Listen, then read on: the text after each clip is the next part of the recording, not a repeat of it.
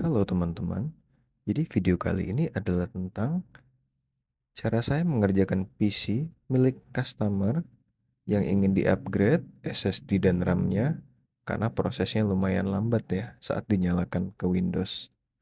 Bagaimana keseruannya? Mari kita lanjutkan. Nah, kita sekarang sudah berada di desktop. Kita akan coba untuk restart saja teman-teman untuk melihat performanya ya bagaimana.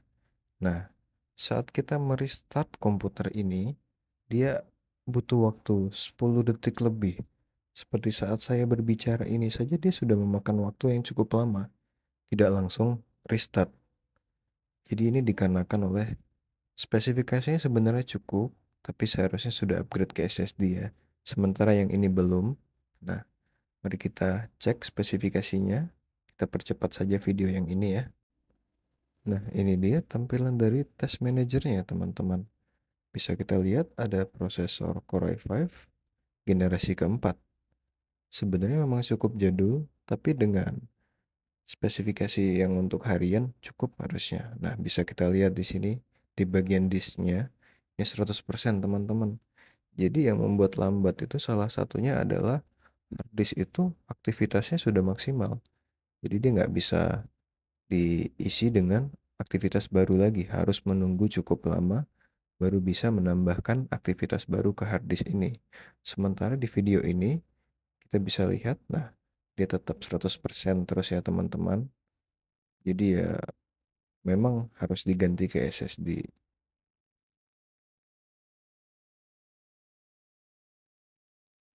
Ini pada CPU Z, prosesor ini sudah 4 core 4 thread. Jika teman-teman mau pakai buat sekedar buat kayak office, misalnya harian ngetik bisa, main game-game ringan ya bisa dia. Kita mau main Facebook, main medsos, nonton YouTube, ini sudah sangat mumpuni. Walaupun dengan kondisi tanpa VGA tambahan atau VGA add-on seperti Nvidia, karena ini hanya ada VGA bawaan dari prosesor Intel tadi saja ya. Ya, bisa kita lihat RAM-nya ini 4 GB ya, DDR3. Jadi ya 4 GB ini cukup-cukupan lah. Kayak nyalain Windows saja sudah butuh 2 GB-an ya teman-teman. Jadi ya ada baiknya kita tambah juga RAM-nya menjadi 8 atau 16 GB nanti. Oke, untuk spesifikasinya begitu saja. Kita sudah tahu prosesor, dia masih pakai hard disk, terus RAM-nya cuma 4 GB. Kemudian, walaupun kita sudah tahu spesifikasi prosesornya, kita sekarang akan melihat suhunya, yang mana di sini adalah berkisar antara 38 derajat sampai 48 derajatan ya, teman-teman. Untuk motherboardnya pun masih lumayan baik, 39 derajat, tapi itu cukup panas ya. Nanti kita harus cek juga di akhir jika ada trouble ya pada PC ini. Kemudian saya ingin coba dengan cara ini bench ya, kita tekan bench di situ pada CPU Z, suhunya tuh akan perlahan naik tapi tidak terlalu signifikan karena dia hanya bench. Kemudian kita akan coba untuk stress test pada CPU-nya yang mana akan memaksa berapa suhu maksimal pada cooler Intel bawaan ini alias cooler standarnya komputer ini ya teman-teman. Jadi suhunya masih stabil 41 derajat, cukup bagus. Nah, kita pilih stress test. Nah, dia otomatis naik jadi 57, 58. Mungkin bisa lebih lagi. Tapi pada proses seperti ini saya hanya akan mencoba jika sudah menyentuh 65, biasa saya stop sih. Karena agar memperpanjang umur CPU ya. Yang penting kita tahu berarti suhunya tidak begitu termanage dengan baik gitu.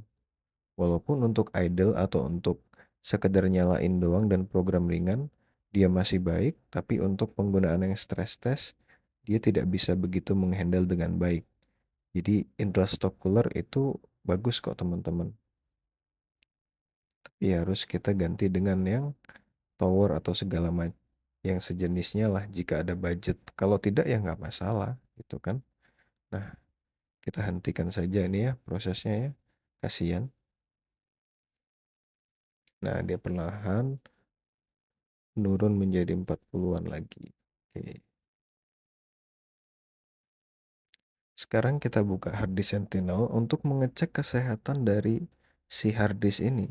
Bisa jadi dia lambat karena 100% tadi, bisa jadi dia juga lambat karena kesehatan harddisknya mungkin menurun. Nah, ternyata yang kita baca ini yang atas ya, yang ST ya. Kalau yang bawah tuh yang HGST itu harddisk eksternal saya yang kebetulan tercolok saat video ini dibuat. Nah, ternyata harddisk ST Seagate ini yang atas itu dia masih sehat 100%. Performanya pun masih 100% excellent. Jadi tidak ada masalah pada harddisk ini. Hanya saja memang Windows 10 itu saat digunakan untuk diinstal di harddisk, dia memang sudah terlalu berat untuk harddisk tersebut ya. Jadi memang kita lebih baik pakai SSD saja. Karena read dan write speednya harddisk ini bisa kita lihat hanya sekitar 1, berapa gitu teman-teman. Kecil lah dibanding dengan SSD nanti ya. Nah, begitu saja teman-teman. Selanjutnya kita akan membongkar PC ini. Ya, pastikan kita sudah buka bautnya dulu, baru kita geser ya untuk jenis casing yang panelnya tuh di samping seperti ini. Nah, kita tinggal geser dan angkat saja. Sudah kelihatan?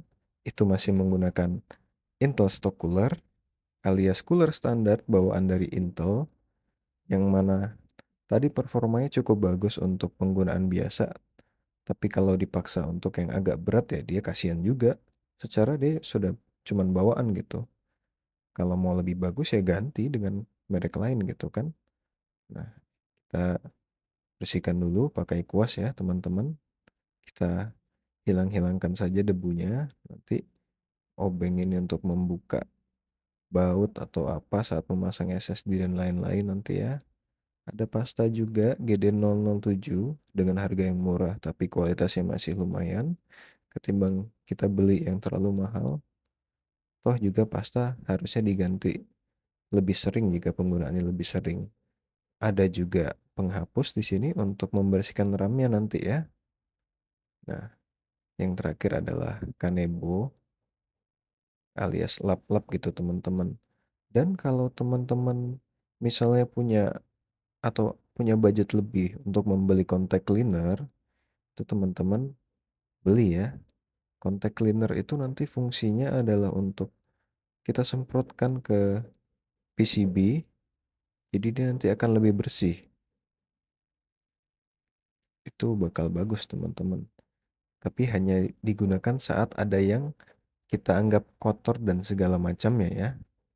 Kalau nggak kotor ya nggak usah teman-teman.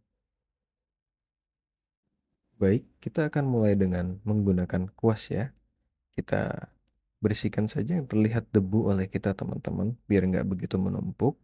Kebetulan di PC yang ini debunya tidak banyak ya, beneran tidak banyak gitu. Entah karena dia mungkin menggunakannya di ruangan ber-AC atau memang dia sering membersihkan. Saya juga kurang tahu ya, tipikal pelanggan yang ini ya. Nah, jadi kita bersihkan saja, kita kuas-kuas saja teman-teman. Yang penting sudah bersih lah dari debu. Untuk bagian luarnya saja ya, alias motherboard, kipas dan segala macam yang terlihat saja. Kalau untuk pin dan konektor kita pakainya contact cleaner nanti teman-teman. Nah, setelah kita kuas-kuas, kita ambil kanebo atau lap, kita lap sisa-sisa debu yang mungkin tadi belum terbersihkan seluruhnya oleh si kuas ya. Ingat kita harus pelan-pelan, jangan terlalu kasar pada komputer. Nanti komponennya tergesek, motherboardnya tergores, itu akan merepotkan kita teman-teman ya. Jadi kita lap saja dengan pelan-pelan kita bersihkan. Yang penting debunya itu terangkat. Tidak usah terlalu bersih, tidak apa-apa.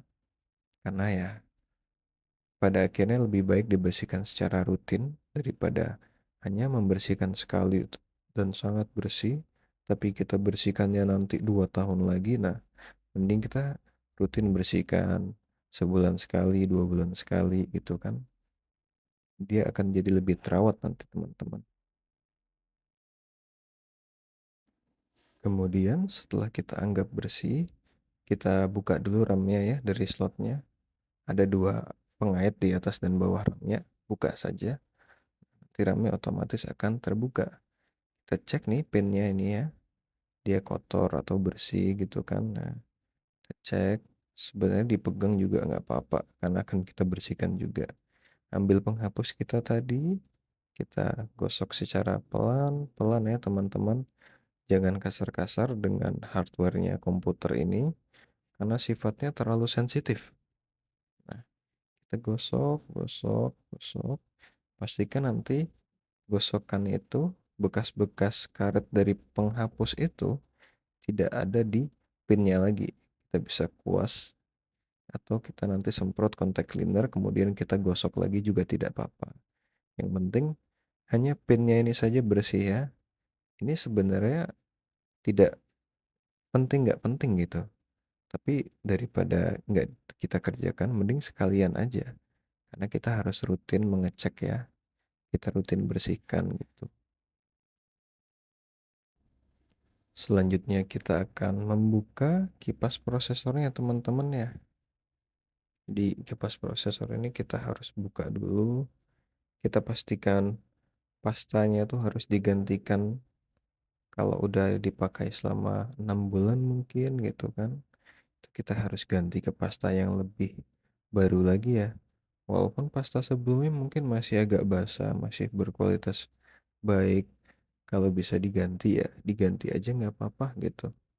Nah, kita buka dulu kipasnya ya kan. Di sini kebetulan kipasnya ini akan diganti dengan Jonesbo CR1200.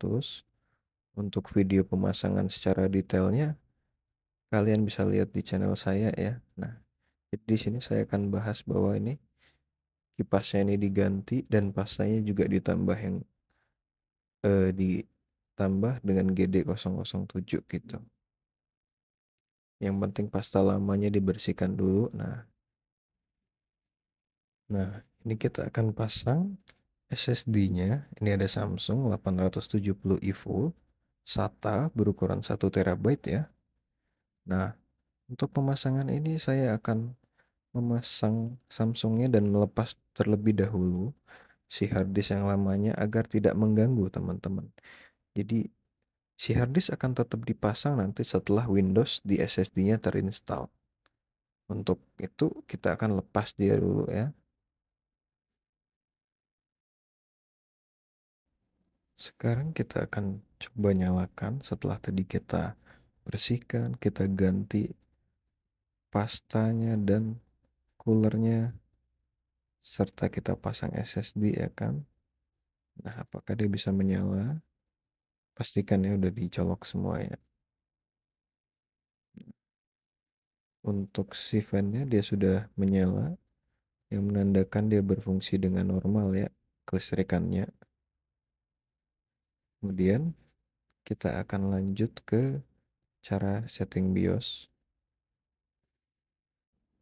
Jadi setelah dipasang semuanya itu walaupun dia bisa menyala dengan normal, kan tadi harddisknya kita cabut tuh.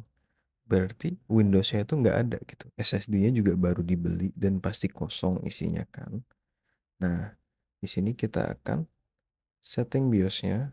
Untuk secara detailnya sih ada juga videonya yang lebih detail kan. Nah, ini saya akan jelaskan saja bahwa di BIOS-nya ini saya menggunakan fitur full UEFI-nya.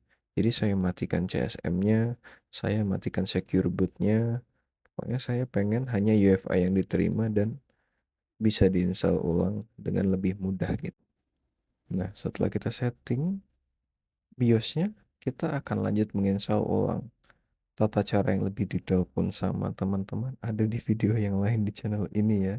Karena kalau saya jabarkan secara detail di satu video ini akan terlalu capek dan bikin di skip-skip juga sih. Jadi mending ini saya cuma mau menceritakan apa aja yang saya lakukan untuk mengerjakan PC ini gitu teman-teman. Nah, kita akan lanjutkan proses instalasi ya kan. Nanti sampai desktop ini kita pakai Windows 10 Pro 64 bit ya teman-teman.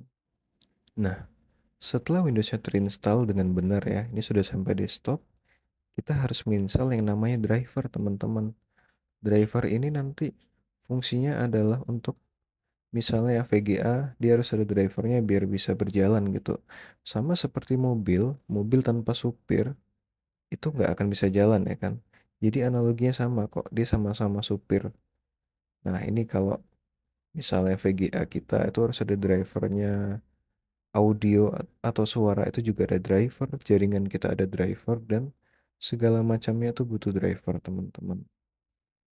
Ingat juga teman-teman, dalam proses instalasi driver ini, PC kalian mungkin akan tiba-tiba jadi ngeblank sejenak atau restart atau segala macam. Nah, itu lumayan normal ya dalam kasusnya karena driver itu akan merecognize atau dia harus verifikasi dulu.